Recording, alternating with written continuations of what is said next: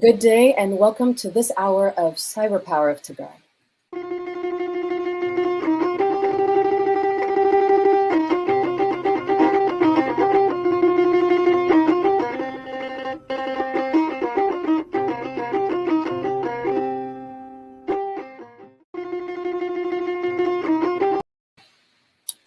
Again, good day to you. My name is Helena Taddese. I am here. It's a pleasure to be joined by Mr. Gide Maza. Gide, good afternoon to you. Good afternoon. Thank you, Helena, for having me. Thank you so much for honoring us with your time and joining us for this hour. To all our viewers, we thank you so much for joining. And as more of you join us, we say welcome back. It has been a little bit longer than I'd like it to have been since our last wellness in time of crisis. And please understand that is because I've been heavily involved in policy and advocacy on all fronts, like most of us. Sometimes you see certain parts are needing your attention, and I'm so happy that just within the diaspora, within our community, so many people have continued with attention to mental health within our community as this genocide towards the Tigrayan people unfortunately continues, and so many um, facets of this call to action for the international community continues. Most of us are aware of the different dynamic, right? There is the online advocacy, there is the calling your senators, your Congress officials, your mayors, there's the fundraising. So if you are right now taking the moment to be here with us, we thank you so much for honoring yourself, because if we don't come out of this with our mental health intact or very much paid attention to, then we don't come out of this as whole as we can be in order to continue the rebuild, in order to just wrap our arms around those who need us the most, which are the people that are facing these atrocities firsthand. So before I continue today's program, I would love to give Brother Gide a moment to introduce yourself, please. My name is Gide Maza. I'm a Fresno resident by way of Chicago, by way of Ethiopia. Very specifically, I'm a '80s baby, and I know what it feels like to come out of the '80s when this almost 40 some odd years ago, similar, almost identical thing was happening. Um, I'm the oldest of six siblings. We're spread out throughout California. Uh, my sister Saba is on the HPN group panel, kind of a little bit of everything. I come here as a licensed marriage family therapist, so short for what we call a LMFT. I've been in private practice with myself now for 2 years, but I've been in the mental health field, like various levels of it, with youth and families for the last 15 years of my career. And a lot of that being out of Fresno, which is, people ask me, Helena, a lot, like, where is Fresno in California? We're the middle of the state, if you can think about that. So we're 2.5, almost 3 hours south of the Bay Area, Oakland, San Francisco, and another 3 hours going back south to LA. And this region is really interesting. It's a lot of farmland, which is very similar to like our regions in Tigray. So, people ask me like, well, why did your parents out of all the cities that we're in throughout the nation come to Fresno? And it's because the land and the terrain is very, very similar to us. And, I think you and I would agree our people are very, we feel safe when things are familiar to us. And we go where it's very familiar. So I'm here in Fresno. Thank you so much for that. I know there are Fresno people watching. Most definitely thankful for that, shout out, big up to Fresno. I've Yeah, actually visited my family there. You're right. The layout of the area, and it's also very heavily populated with Tigrayans. I would say, at least a lot of my family's there, so it feels like it's a lot of absolutely. Tigrayans. Yeah, Yep. Absolutely. nice land.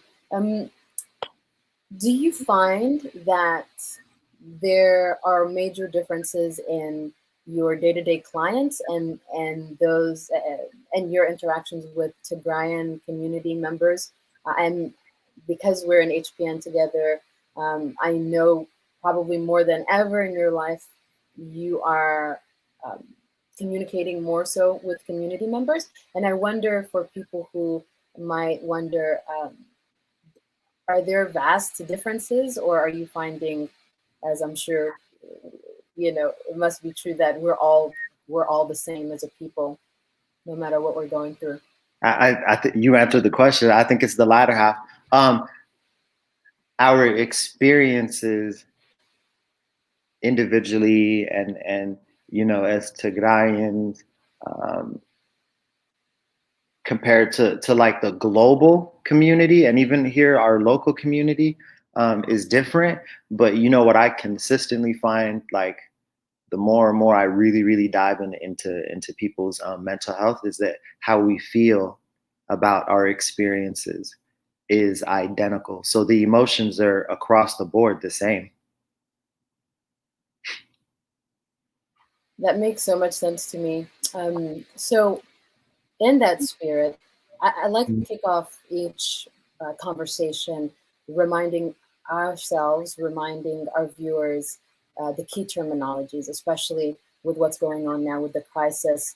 Um, let's talk about trauma. Let's talk about triggers. What are they? What will they look like within our community today? Mhm. Mhm. So you are we defining trauma, like what my Yeah. What definition is is your, and my yeah, experience with trauma? Yeah. exactly. What is trauma? Because we use these words a lot now. Yep. Thankfully, we're paying a lot of attention to our mental health and that of our greater community and that of our people that are within the conflict zones right now. But to you, in your informed definition, what is trauma? What are triggers? And what will they look like specifically within our community? Yeah, there's a bunch of layers to peel back there. I want to be clear too. For me, there's research based definitions, which I think we all are very, very, and oftentimes if we're not, we have access to it through technology. So the spaces that I speak from understand research. However, I come from like a very real human world experience of outside of research, what is trauma. So there's research again, and there's my definition, and then there's really the definitions of the people that I see day to day, right? Which live on trauma spectrums. You and I do different variants of it. So if I were, as I'm defining trauma for myself and just my experience, it's a normal, and I know folks are going to say, oh my gosh, what's normal about trauma? But the key for me is that it is a normal response, mind, body, soul response that really hardens us. And I want to be clear, psychologically, but also physically. It hardens us. It literally freezes us, and our ability to grow.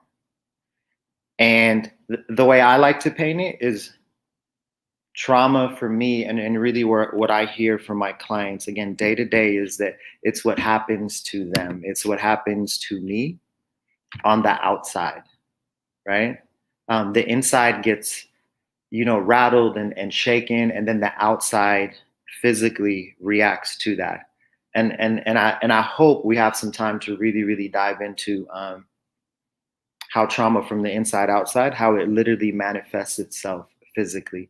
And when I say that, I'm talking about even for our people, when we talk about our stomachs hurt, that's a trauma response to freezing. Um, our challenges to sleep, right? Undersleep, oversleep, weight gain, weight loss. Um, for our HPN doctors out there, they know this too. But our increase in blood pressure, right? The hyper blood pressure, and then also like hypo blood pressure, right? The dropping of blood pressure, um, neck problems, back problems, all of that stuff. And again, all from a base of when we freeze, our emotions freeze. whatever they may be, but they find a way out. And oftentimes it's physically finding ways to come out of us. So I hope that's kind of my like long No, most definitely. definition. Yeah, I heard you say the mind informs the body and the body informs the mind. That's Hmm. what, right. And so Hmm. whether we are dealing with what's mentally happening to us, it transpires through the body, and whether we see it as such or not. And more than likely, our ailments have to do unresolved issues, most likely from trauma that's happening now, Hmm. like the genocide, Hmm. like the worrying about where are our family members, or not being able to bury them, or the hunger, the famine, or whatever we're trying to handle. That's what I'm hearing you say, while we're trying to advocate. Because I think also those people who are, really hard in the paint, so to speak, of advocacy, may not see, because you're busy doing whatever that looks like to you, whatever type of advocacy you're in, Right. within your church groups, within your community, within your own families, advocating for, um, to be able to move forward while this is happening, while you're processing it. What I'm hearing you say is that it shows up, mind and body, body mind connection. Is that right? Is that And right? Pretty much. no, absolutely. And I think for the sake of us understanding what that looks like, oftentimes it looks physical. For our kids, physical means they act out somehow, some way, right? There's a behavior that's connected to it, which really is, for me, it's a signal of like something is going on, and that we're doing our best to get it out. I never thought about it like that before. Hmm. Just like our kids will act out because they don't have the words, they don't have the tools. Perhaps some of us also act out, and could be, I think, like you mentioned, some of the versions, human beings can try to deal with trauma is, a lot of people just think, not having an appetite, but you're right, also um, eating more than you usually do. Some Hmm. people don't sleep well, but some people oversleep.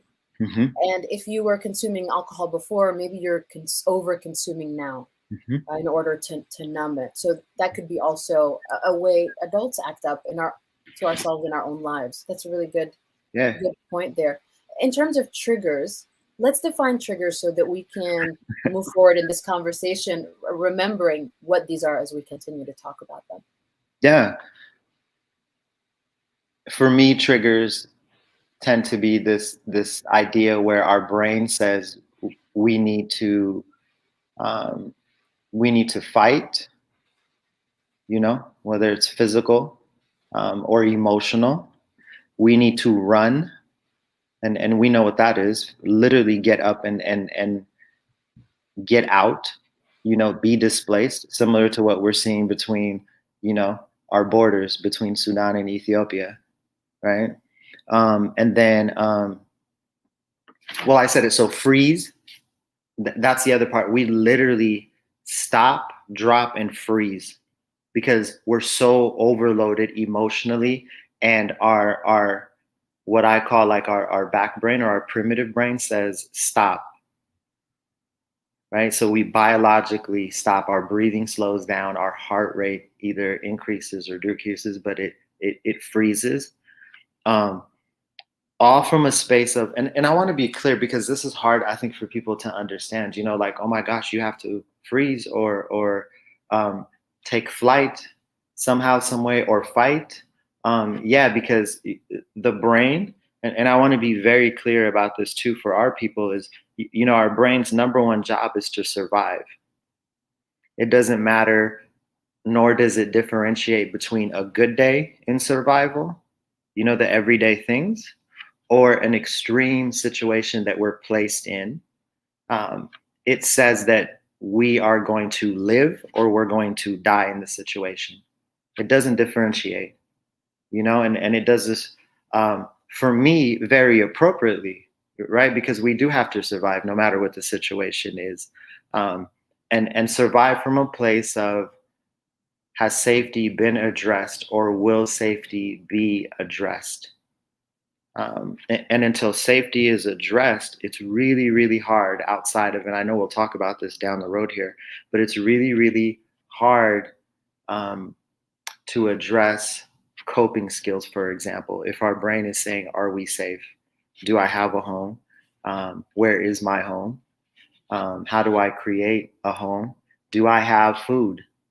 Do I have, a family member or my siblings with me? What's going on with my family? So that's how I look at this idea of triggers, that really they're responses to what's going on. So something reminds you of the trauma, past or present, Hmm. and you're having sort of a visceral reaction within your body, within your mind cannot differentiate whether you're out on that battlefield or you're safely at home. You're having the same sort of reactions. Maybe you're sweating, maybe you're hyperventilating, maybe you're not breathing. Hmm. And I'm hearing you say it comes in different levels. So maybe it's not that extreme where you're able to see it, but for sure, many a times I've, after the fact, when somebody says, take a deep breath, for instance, I realize either I was breathing very shallowly or maybe was not breathing at all, which sounds almost ridiculous because breathing is a non-voluntary, and an involuntary reaction, Yep. or it's a muscle or a way of being, but you only realize it when somebody says take a deep breath or somebody says slow down.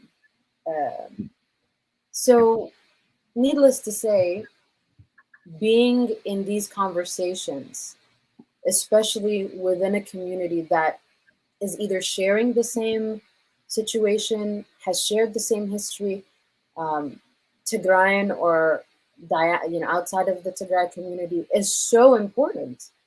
Hmm. So today we're focusing on the conversations we can be having, we should be having, in order to make it through this time, so that we're not just barely getting out of it. And we're noticing, unfortunately, there are so many of us within the Tigrayan diaspora that are suffering, either silently Yep. or out loud. We've lost people um, due to suicide, and it's very sad because they're they're they're disconnected, right? Disconnected. Absolutely. I think about suffering and how COVID specifically has forced our community to really be in disconnect, and how that's part of the suffering. Um, we're noticing recently there are many people who have had major losses within their family, not Hmm. just due to the crisis, but due to COVID here in the States and abroad. Can you speak to those parallels to the loss due to this crisis and these atrocities, these heinous crimes that are being perpetrated and leading to the loss, and then being here, seeing the people and having those type of losses, and how people who may not be in healthy conversations, mental health conversations, may be drowning in this? Yeah. And I want to back up a little bit too, and understand that, the, the way I see loss, the way I see grief, like encompassed within trauma, also means that um, we live on this extreme where, you use the word disconnected. That's one extreme, but I've also seen it to where we've been completely connected to the experience and to the loss, and neither of those sides are healthy. You know what I mean? So I always try to remind our people, and just even the folks that I work with, is how do we bring you back to some sort of regulated, balanced middle, because neither of those sides are beneficial. And when we go to those sides, it's because our brain is telling us we're going to die. You know.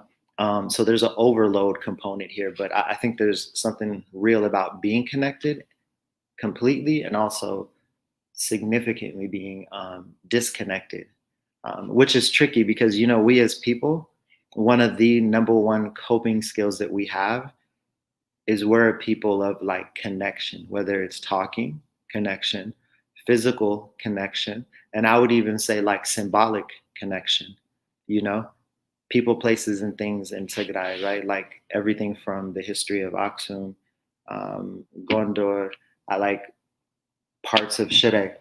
Like there's a symbolic connection there too. So I just want to make sure that, for the audience, I expand like my definition. Um, and I hope that's helpful. So It really is, because you're right. We're so finely connected now within the trauma, whereas that connection in the past served us to heal and to celebrate and to to have these collaborative sort of things going on. It's now almost turned against us, but only because perhaps we're so much in the depth of trauma that we yeah. haven't realized that we can come back to that wholeness. And that it is okay in extreme traumas, Helena, and I try to remind us of this, in extreme traumas, to understand that our responses are normal. We're supposed to stop, freeze, and fight. We're supposed to, because on a basic level, if the simple basic things, the shelter, the food, the warmth, all the stuff that our brain in the back, from long ago needs in order to be available for everything else, um, has to it has to be triggered. So I want the audience to understand what we're going through collectively. This grief and loss idea. It's normal. It's what are we going to do to recover, and what are we doing to recover slowly and come back to a balance, I think one of the silent killers that happens, and I promise I'll get to loss and grief, but I want to go here in our community, is Yeah. that we believe we have to keep what's happening a secret. um, and again, part of our how we're built in our DNA is to be very private, protective, people, whether it's the larger community or our families. And what I say now is we don't have time for that, because whether we live here in the States or somewhere abroad, or we're losing family right now in Tigray, we can't be hoarding this like hurt. We can't hide this hurt. It's happening, and we need to be able to speak it out, because once we speak it out, once we put words to it, number one, oftentimes we find out that we're not alone, even though we know, but we find out that we're not alone, and then that decreases the chemicals in our brain, right? The stress chemicals a little bit. And then we find out that look what everybody is doing collectively. Um, so, when I think of grief and loss, but even just the quote unquote coping skills, they're not any different than what we do in good times, you, you know, which means how do we grieve when we've lost somebody in our community, right? It doesn't have to be this huge funeral, right? And then staying days at a time at someone's home, because that may not be possible, but we know how to grieve. So, how do we grieve in a way that's flexible, that will still meet our needs and be okay to protect ourselves? I hope that makes sense. So, what I'm going to throw out is we don't need to do anything differently than just back up a little bit and say, how can we grieve the way we've been used to grieving? If it can't be physical, as hard as it may be, can it be online somehow, some way? So Can it be on a phone? separate. I'm sorry.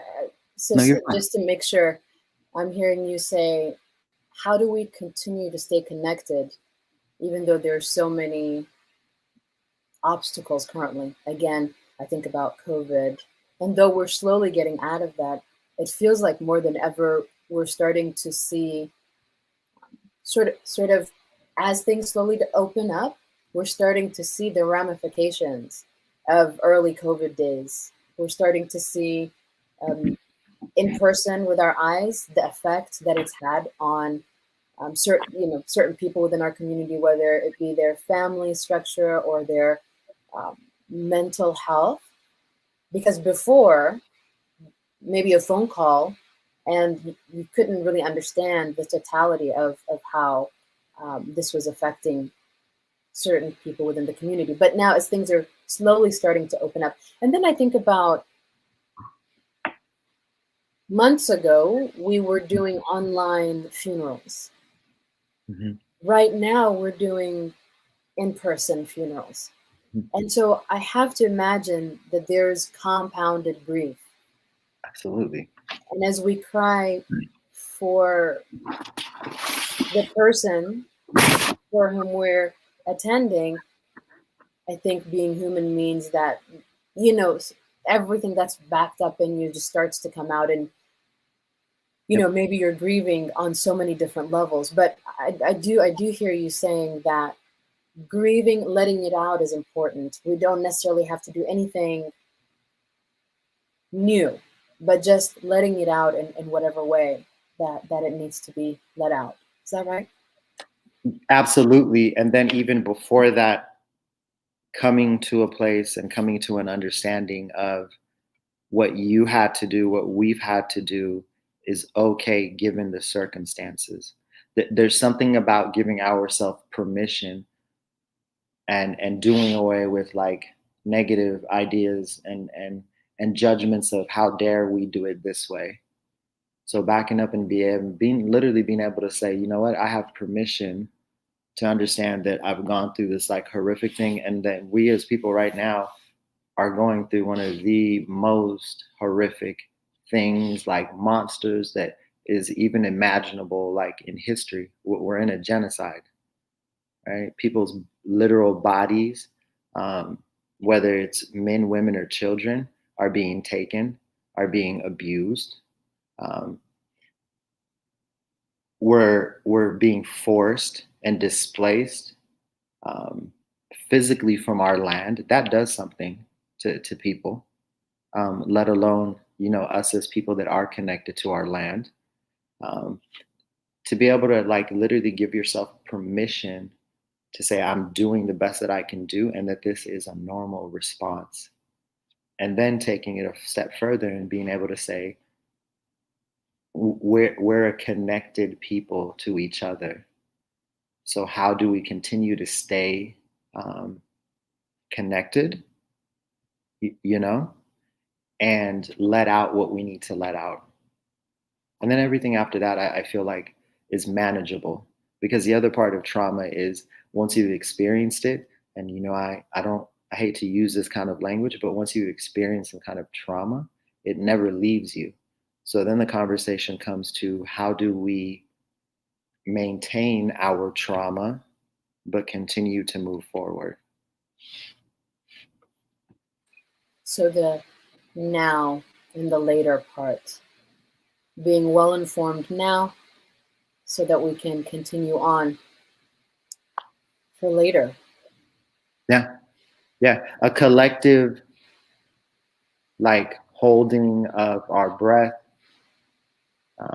our mind, our body, and understanding that like it's okay to hold what's happening right now, um, whatever that means for the future, but literally right now and in this present moment. And again, giving ourselves credit for we're doing the best that we can do. Mm-hmm. That the idea of giving ourselves grace that we would extend to others outside of ourselves. Hmm. Um, I think we're still harnessing that within our community. Earlier, you said something. You've been saying important things, the whole almost 20 something minutes, but I latched on specifically to this one. Um, the different norms within our community. And it's not that we're so this way or that way within our community, but every community is different.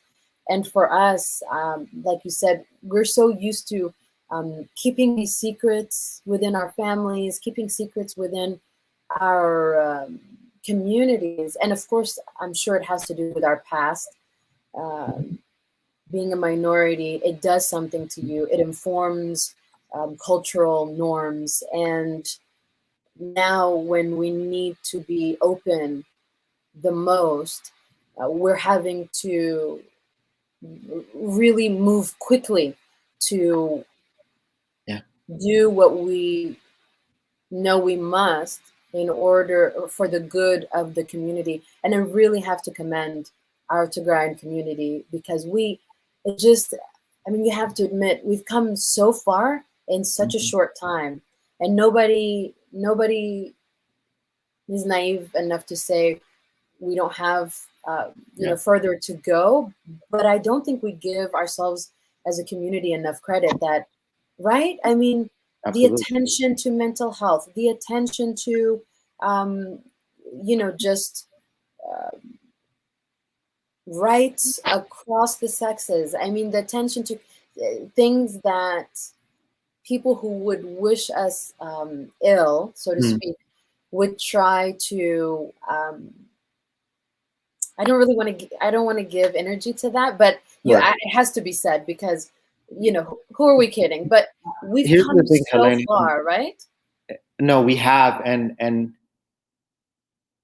I want to be mindful that um, politics doesn't have to be a part of socioeconomic or whatever we want to call it. Politics does not have to be a part of the conversation um, around people are hurting, Absolutely, right? Like, so what I'm big on, even in my practice with whether it's our folks or it's just my clients, what I'm big on is you can't begin to heal what you're not willing for many reasons, because resistance is a very real thing. It hurts, but you can't heal what you're not willing to reveal.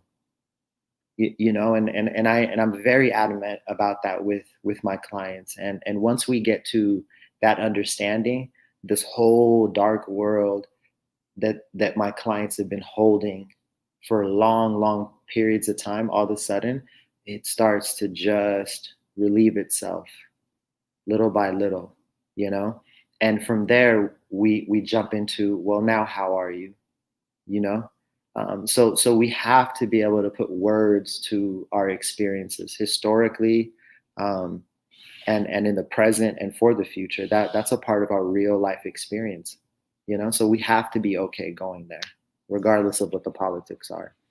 absolutely. And so that means, as we've become very comfortable in our advocacy, saying why it's not okay that the Mhm. crimes are being perpetrated against our people, we have to continue to strive to be able to say why it's not. I'm not okay.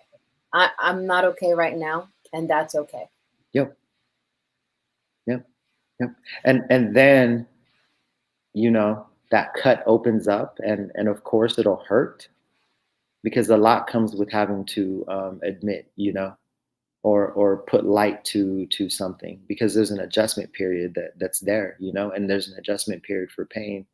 But what I continue, I think, to experience with folks is that wound or that trauma gets better when it's aired out, when it's literally, it has words that live outside of our bodies. Um, because again, the easy thing about trauma, the first things that we see are physical signs. That's easy. We're seeing physical signs of trauma right now, um, in Tigray. We're allowed to call those out, so that they have air and space, and they're not trapped in our bodies trying to figure out how to get out. And oftentimes, when we're trying to figure out how to get that trauma out, it doesn't come out in the best ways. It almost always, like for our men, it almost always comes out in physical violence, verbal violence, on the outside. And for our men, when we internalize it, it comes out in physical symptoms, right? And the same goes, I think, not to generalize, but it's the same theme for our women, who, by the way, like more than us as men, I can say this very proudly, hold a lot of physical and emotional pain for us. Before we continue on, and I do want to Hmm. touch on that. It's very important. You Hmm. said, call it what it is. It's important for us to give it name, to let it breathe. So Yeah. let's call it, for the sake of the people that are watching, for my sake and for your sake. Let's just call out what it is that is causing our community trauma right now. I'll start. The mass rapes of our women and young girls, and the boys that have not even felt it's okay to speak about it. The one that I'll call out, because I'm, a large part of my work is with children, 5 and above, is the intentional starvation that's happening. This isn't accidental, but the intentional starvation that's happening um, to our children back home.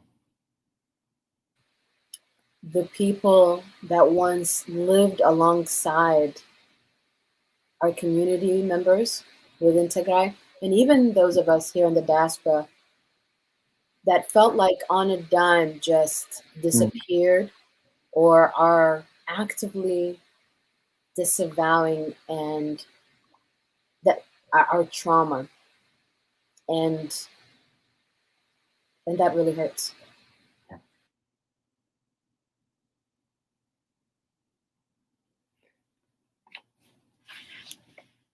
I'd like to call out, um, since we're people of our land, you know, we walk barefooted, and then can touch and feel and be with the land. I'm calling out the intentional taking, and occupation and looting and also raping of our land.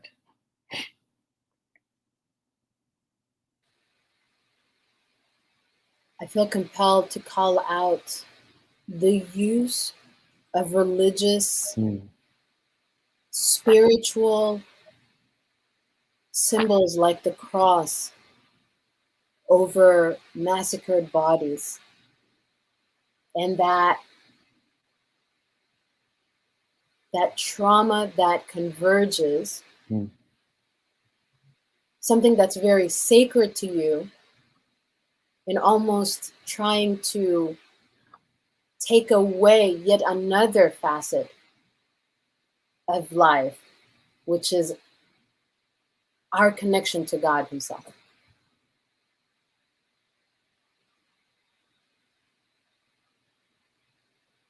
And Helena, I appreciate that you're doing this, because this now gives opportunity for our folks who are watching live to also be able, to call out the things that you and I are missing, whether they're deep, intimate things that are personal to the family back home and here, or you're here in the States. I think I'd like, if it's okay, just to take a few minutes to allow that. I'd like to do that with you very much. I'm seeing some of the comments, Yeah. and the anger is very palpable. So if anything comes to your mind, please write down in the comments. I definitely will share with Gide and everyone else. Right now, we're just calling out the types of traumas or traumatic events or experiences that this crisis, that this genocide has filled us with, has made us go through, whatever it is that we are experiencing. Gide, I can't let this conversation continue without really probing you, because Mm. we have such a gift in you Mm. that I noticed within your bio that you do focus on men's well-being specifically. I have yet to meet a guest who had that in their repertoire, in their Mm. experience. And although within our conversations here at Wellness in Time of Crisis, we're talking about the community as a whole, and men and women and children, I really want to ask you specifically, what are our men going through? Understanding the role that they're used to playing within our communities and who they say they are and who our community says they are. At a time like this, what are our men going through?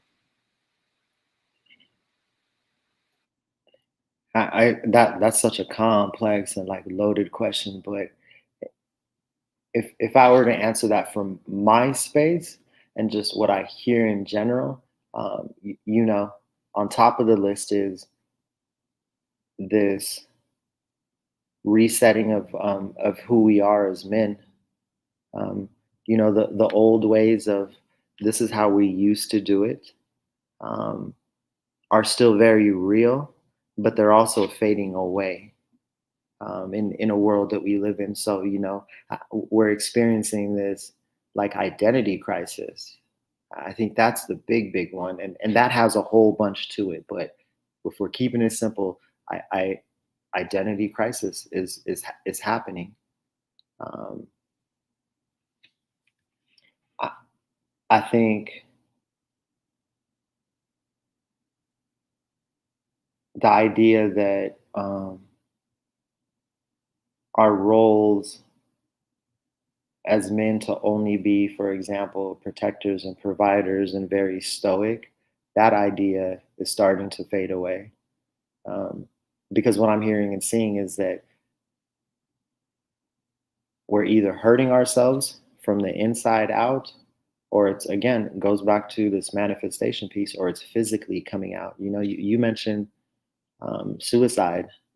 I'm not saying that suicide isn't at an all-time rate, but we're hearing more and more of our like physical loss of our men. Um, just a confusion and a resetting of our identities. I think that again, keeping it simple is what I'm hearing is happening. Um, and by the way, that is okay too. I want to put that out there to our men maybe that are watching, that's okay, because if we can process that, if we can learn how to maintain our identity as men, we can be more available and actually in very healthy ways for our families. To be Um, clear, today you're saying that you're hearing that more men are going through identity crisis due to this crisis, this Absolutely. genocide, and that's okay because it's sort of the evolution that, right? That's what you're saying is okay. Is Yeah, and that the reset is okay, because in that reset, if we can be truthful, if we can put words to what's happening to us, which by the way, our kids, our women know this innately, anyways. It won't be a surprise. What will be a surprise is when we can speak it and be able to say it. So yeah, that this reset that's happening from old to again down the road here, new is okay. Um, the word for me, evolution, is tricky.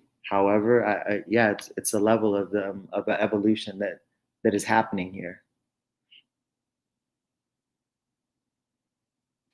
yeah, it brings to mind more of that grace we were talking about, allowing the natural change, the natural evolution to happen.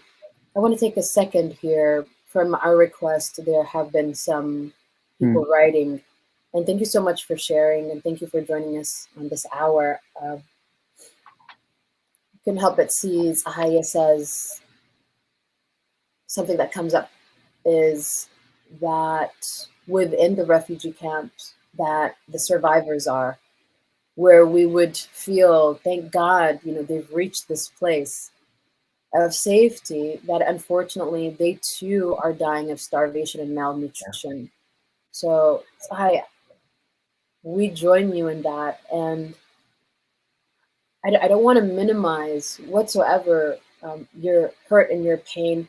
I just want to remind us also, it's hard, but we also have to um, keep sight of how these things are happening within the camps, because a lot of times the news stacks up one after the other on top of each other, and it's easy to it's easy to forget that some of the statistics that are coming out of the camps are of people who got there too late, unfortunately, who were Mhm. trapped in between the borders, because we know that the Ethiopian federal government's troops were for a long time stopping people from entering to safe havens, to these refugee camps. So a lot of our people were stuck in between. And so this brother who's displaced, who might have reached the camp too late. So, and I think as we're grieving for these individual stories, and that it's really important that we stay grounded and try to understand, because it can cause you, like it has caused me in the past, this all-out panic. Mm. Early on, there was the story of a young man who was accidentally the arm amputated, and this happened, and within the camps, and I was so horrified. I actually was having major nightmares and panic attacks, and then I realized, with HPN, Health Professional Network, for Tigray, uh, the organization that Gide and I both belong to, I realized we had resources. And so I called and started to dig around with our doctor on the ground within the refugee camp. And after about 3 weeks of asking one of our doctors, and he went to the other doctor, and he went to the actual NGO that helped treat this young man, what we found out was the reporting was incorrect, that there wasn't someone who purposely did this to the young man, but that the reporting was wrong. And I was able to bring back Mm. the truth to certain communities that had, where I heard the story from. But by then, this wildfire of misinformation, right? Yeah. Not disinformation, because nobody did it on purpose, Yeah. but people were misinformed.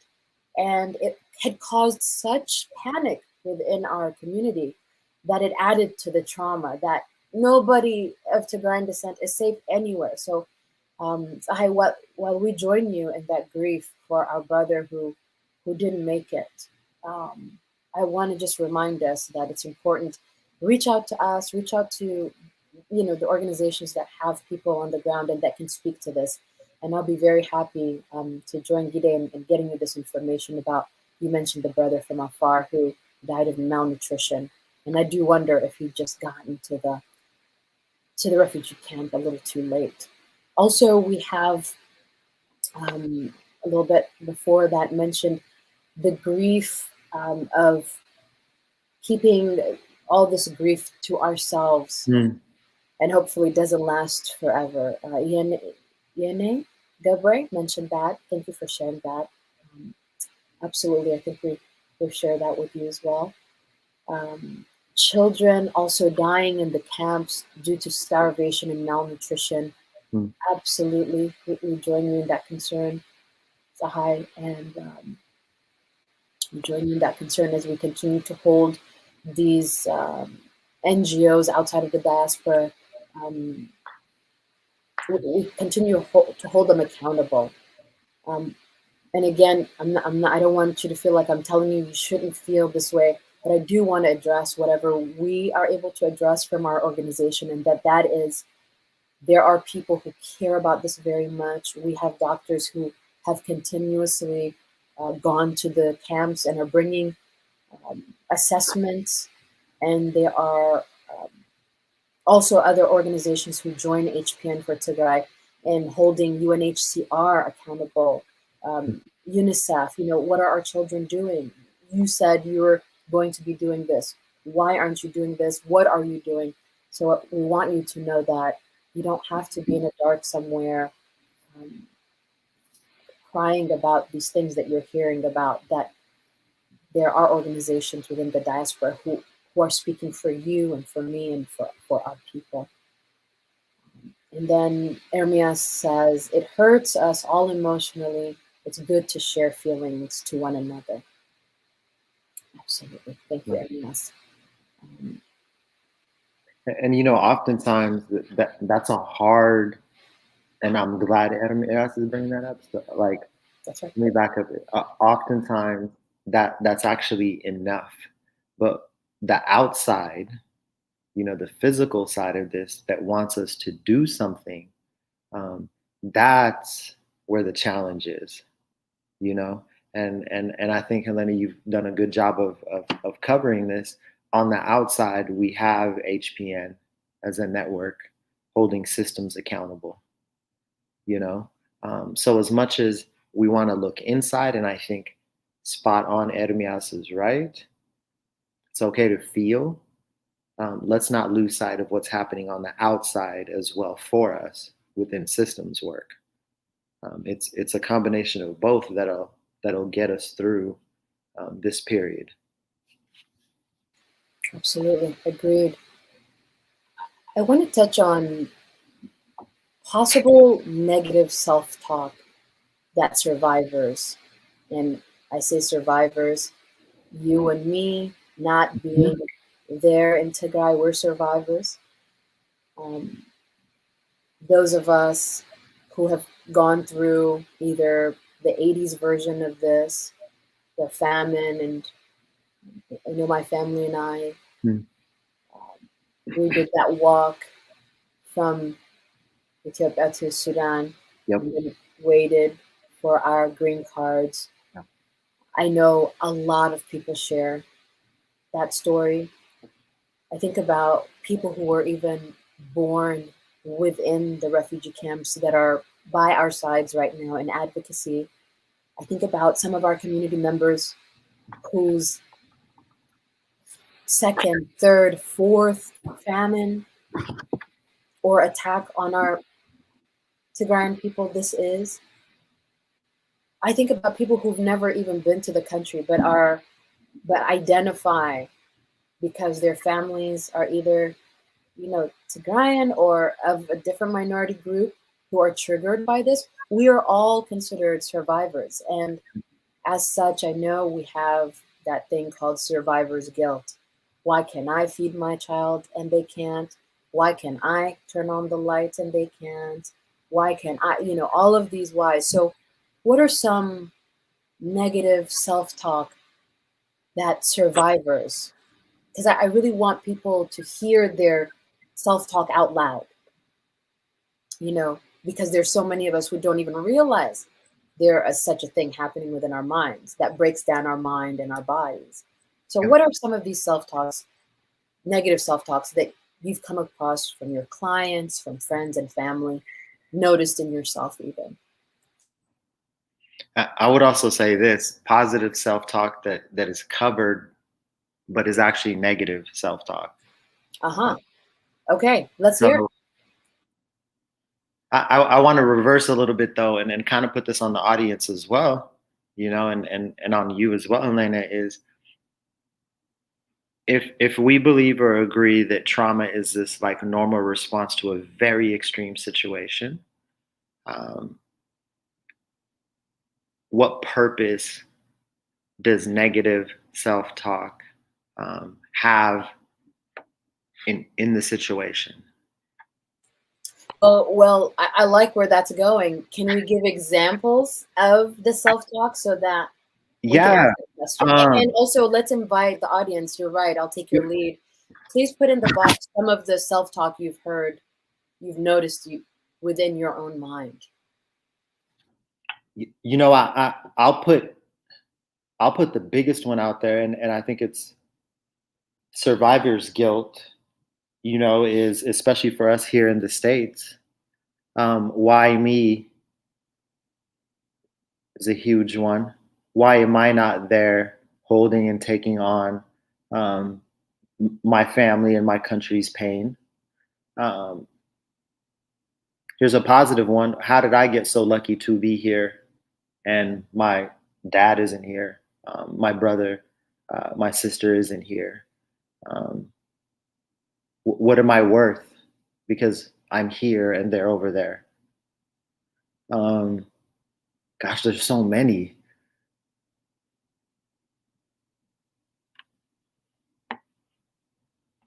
Here's one a lot of people will definitely identify with. Hi, you said it. Mm, Why can't I be the voice for my people because Twitter has suspended my account? mm. Oh boy, there's a lot of people who can identify with that for sure. Sense of powerless says peace for all. Sense of powerlessness sometimes that I'm sure brings up all sorts of negative self talk. So, okay, tell us what you meant by the positive negative. Our brain has this really, really tricky thing that it does in survival mode, where in order for us to survive, um, we'll paint whether it's this idea of, like I said, positive self-talk that's actually a cover for negative talk. Um, it does this really good job of providing an explanation and maybe even an excuse. So I would put out there to folks, and I know that this is hard because it means that we have to be like, um, what was the word you used, Helena? Um, visceral with our truth. That sometimes, like, it's okay to sit back and literally sit in your negative self talk and don't rush into this idea of I need to be positive.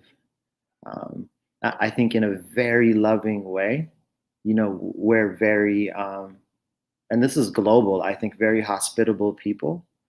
Um, Very, very, we don't want to show the negative or even the thought of negative to the outside. And that gets tricky because then it becomes a cover. Like, I need to be positive, but I know I'm not feeling positive. Right. So it's that idea, like, we need to start pulling that veil away from there and being able to say, hey, just like anybody else, and especially in a time like this, of course you have some negative self thoughts, and to remember that thoughts are thoughts. When actions combine with thoughts, then we have a different discussion. But that we don't have to cover the negative in positive. We can sit in it. I hope that makes sense, and especially to the audience. It really does. You're right in that even I notice when loved ones call and ask me, how are you doing? Yep. I feel so inauthentic. I feel like a liar when I say, oh, great. I'm great. I'm not great. I'm nowhere near great. I'm Hmm. trying not to drown. I think I told you this today in all of the stuff that I have chosen to Yeah. to do, along with what is already part of life. And so I've started to say, as good as can be under their circumstances, it feels less like a lie to the people that I don't know firsthand. But to my loved ones, I say, I'm not great. And that's okay. I Yep. really do say, I do say that so that they know I don't need to sit for a session or I don't need to unpack anything right now. Although, um, what helps me and that I just keep going to as many of our communities as possible Hmm. to ask you to please find some sort of group conversation that you can join. Because honestly, even if you don't say a word, that whole hour or half hour, Yep. hearing other people, you feel like somebody has spoken your truth already. Hmm. And what I hear you saying today is allowing yourself to even maybe sit with the not being okay. Just actually sit without trying to convert yourself thinking I need to be positive. You know, I people even feel like they don't have the right Right. to feel sad or bad because they're not under the airstrikes or they're not under the famine. But I think what we're saying is our family that is on the ground in Tigray has every right to feel what they're feeling, just as you within the diaspora have every right to feel what you're feeling. And no amount of advocacy, Hmm. no amount of whatever it is that you're trying to do will be as good as it can be if you're not taking care of yourself. So for Absolutely. the people who are hardcore like that, I try to come at it from the point of advocacy. There's some of us who don't want to hear about well-being if it doesn't have, who don't want to hear anything about anything if it doesn't have to do with what am I doing today and tomorrow for my people. And totally we understand that. Yep. And I'm here having this conversation, but secretly out loud, I'm one of those people. Yep. But I've also surrendered to the fact that day in, day out, what I was doing was not working because I was not at my at my top form. In fact, as a first-time mom, I had stopped being able to produce milk for my newborn child, and then the guilt that came on top of that, Yep.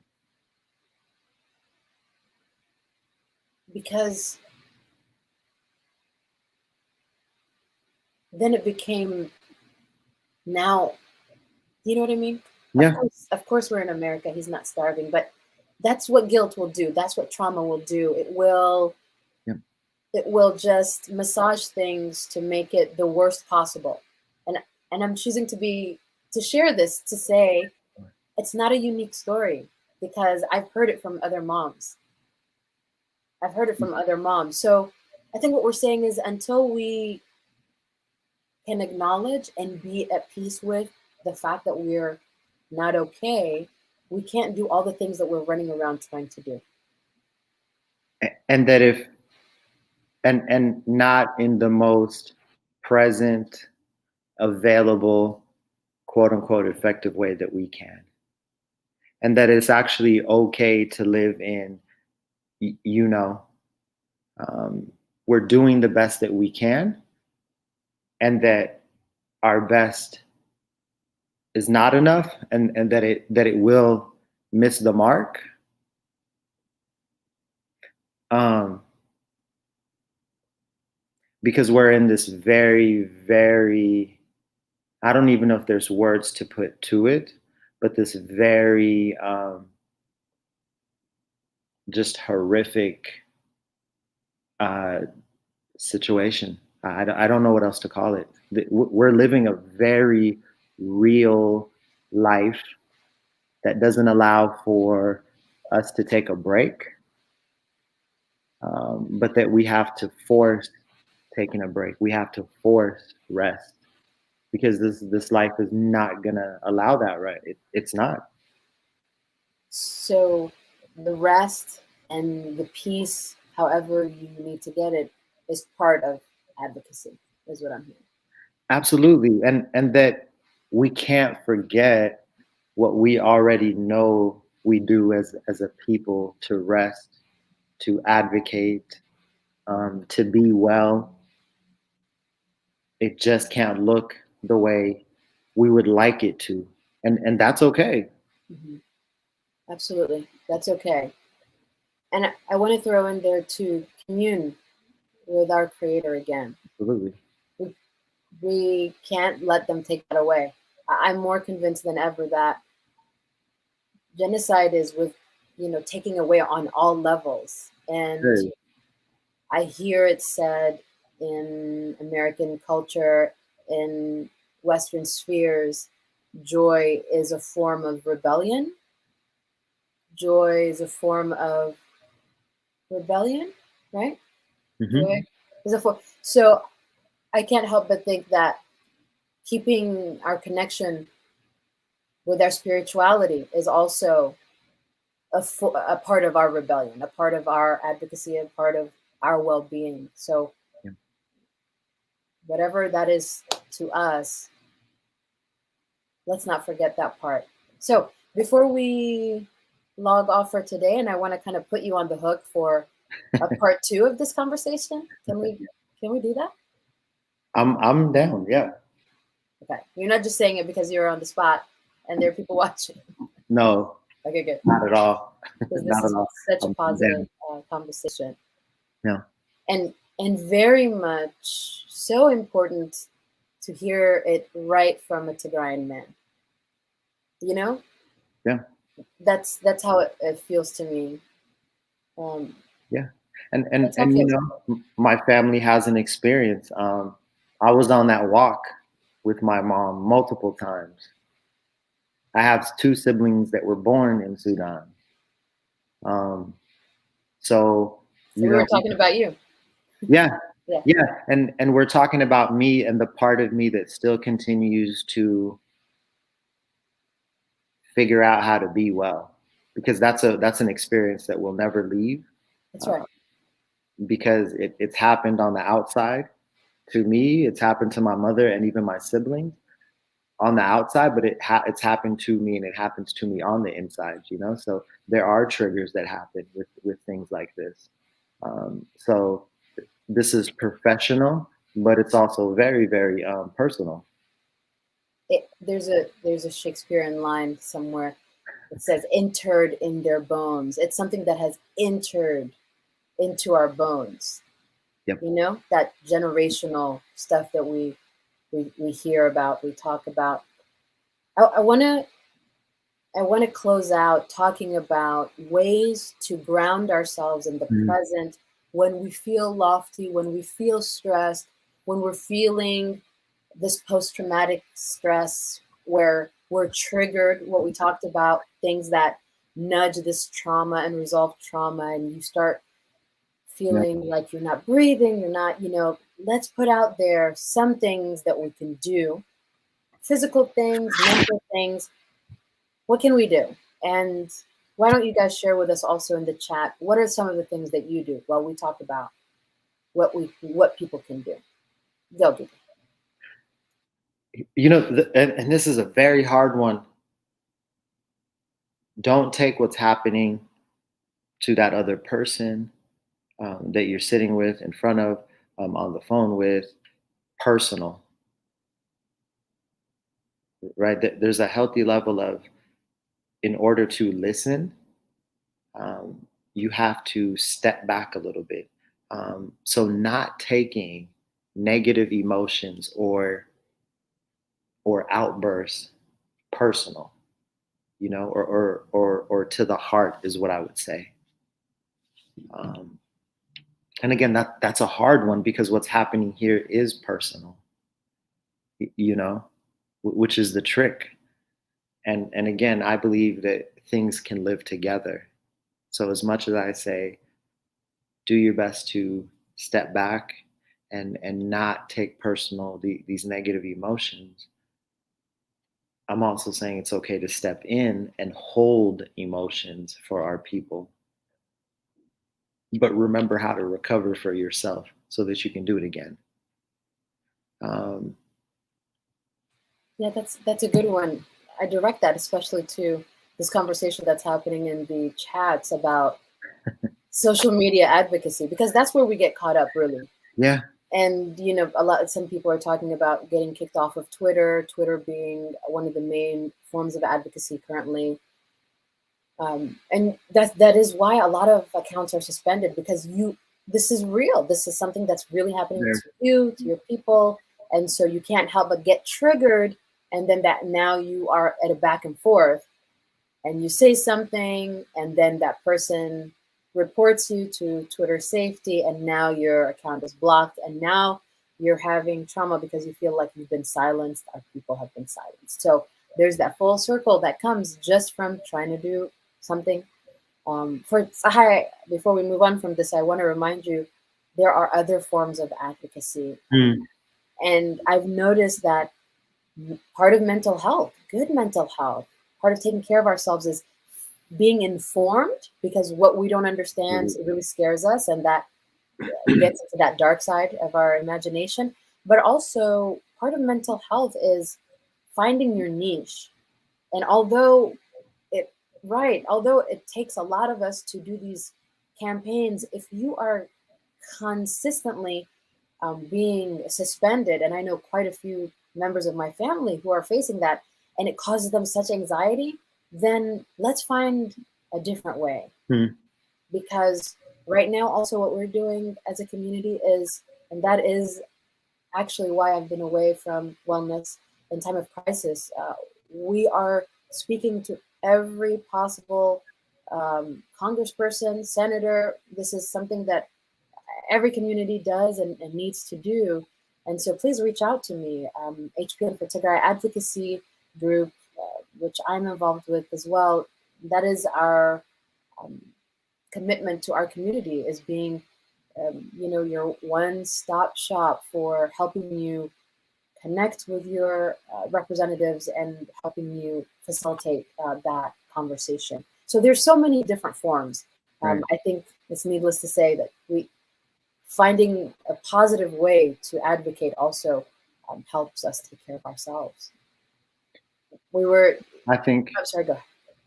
Oh no, I just want to, you know, I think it's important to put in real life the words and actions that need to happen or can happen for us, with the understanding that discomfort may not be taken away. So, the other thing that I think we need to rely on and remember, and I know this might sound funny, is rest and food in our community is huge for times of recovery. Why do we think it is that, for example, symbolically, food and shelter and rest has been taken away from our people? Because that's what brings us joy. That's what fills us at a basic level. So, what I would tell our folks is, here in the States, monitor your rest, monitor your eating, monitor how much you're hydrating yourself. Because again, when survival kicks in, especially here in the States, those are the things that automatically start decreasing. And then they cause us to not be available. So I would put that in play. I would also put in play, as tricky as this may be, and it's hard, is remember that you're safe. I know that's a hard one to understand, but in order to help our people, you have to remember that you're safe. Um, we have to be able to healthily remove ourselves, because there's no way all of us can get to our hometowns now. We have to be able to remove ourselves and say that we're safe, and that is unsafe as our people are back home, that they're doing their best to take care of themselves. Um, and as hard as this may sound, and there's truth here, and it's still a mark that's missed, the global community is missing the mark and still doing its best to figure out how to connect here. And it's still missing the mark. So remember, you're safe, which is a part of self-care. Again, um,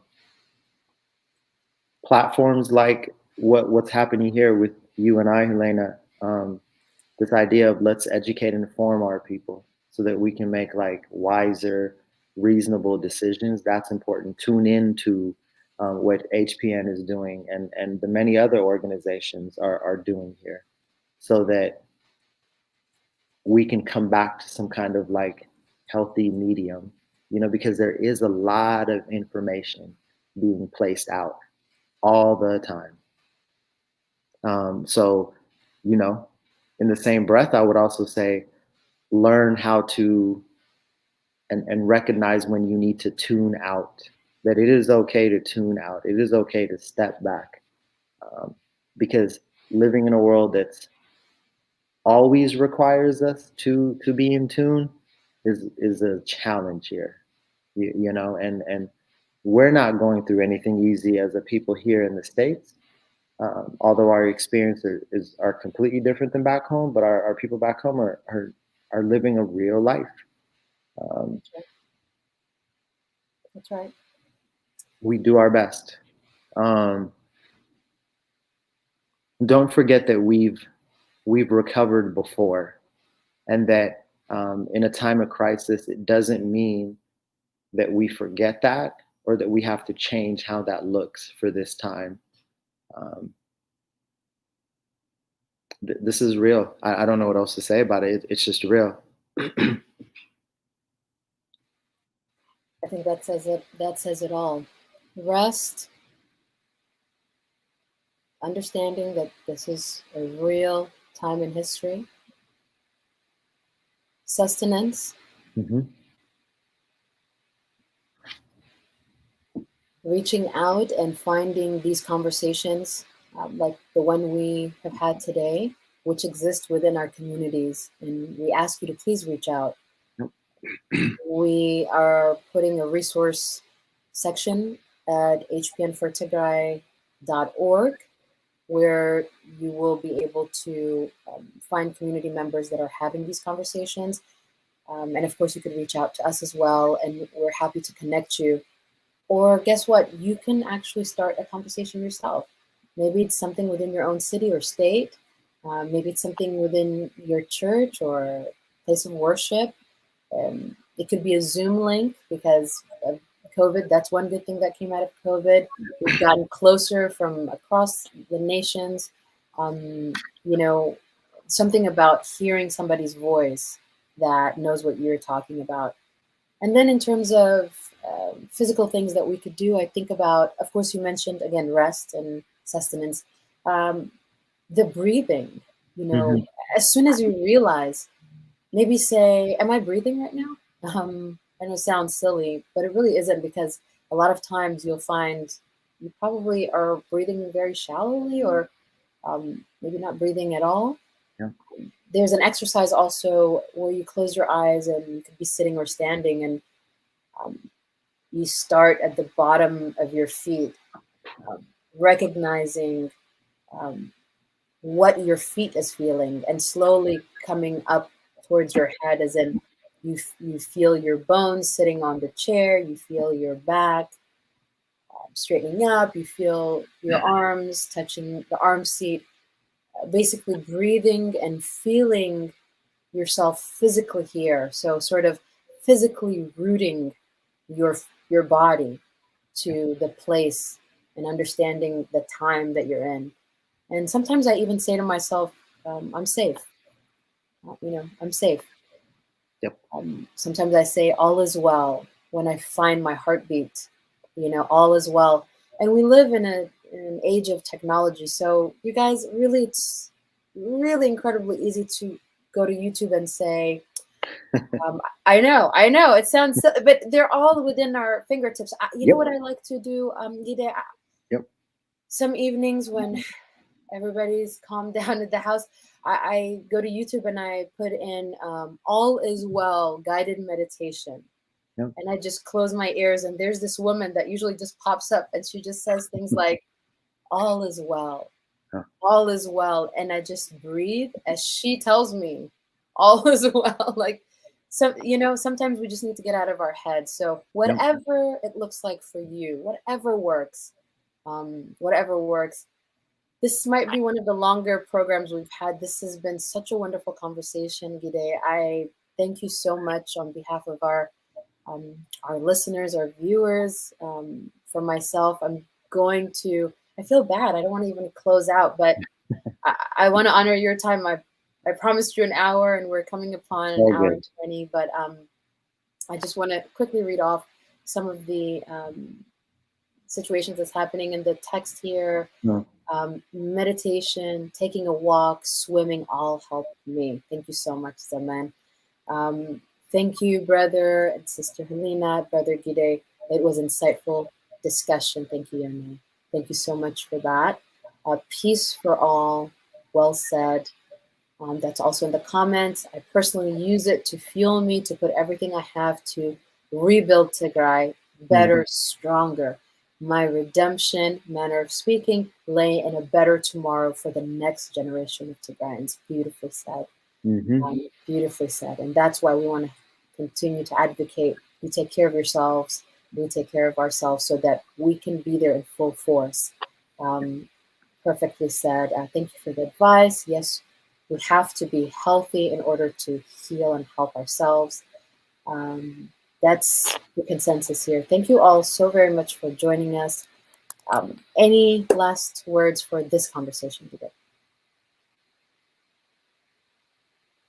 Just that we can't forget, we've been here before, although the experience is very different. We've been here before, and that it is okay to reach out for the things that did work for us before and that are working for us now.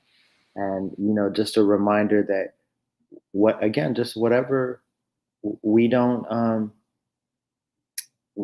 speak about. We've thrown the word conversation around a lot, but it is a very real thing. Whatever we don't speak about lives inside of us, and again, it comes out physically, and we all have a choice about how that goes. But let's continue to put words to what's happening here, in whatever format that is. Let's not forget that. That's what I would say. Perfectly said. And for me, I just want to continue to remind you that you are loved, you are thought about, you are so important because you symbolize and signify the possibility of our people, the possibility to carry on. And like Gide said, we have been here before, and let's use the tools that have gotten us to today, because this day is our yesterday's tomorrow. And so we will have a tomorrow for today's ailments, and what happens today will be part of our history. And so let's continue to please check on each other, to be kind to ourselves, and to remember, as always, that God is with us. I mean, for me, it just boils down to there are no sides when it comes to God, that God is our refuge and our respite. If you don't see any other way, then please reach out to the one who's always there. And as always, I will close this conversation by reminding you that Tigray Sa'ariya, Tigray Sa'ariya, not Tigray Sa'ar. Thank you, and have a very blessed evening or afternoon. We will see you for our next conversation in wellness in time of crisis. Thank you so much, Gide Naza. Thank you. Thank you. I'll see you at HPN meeting. Yes. Thank you all.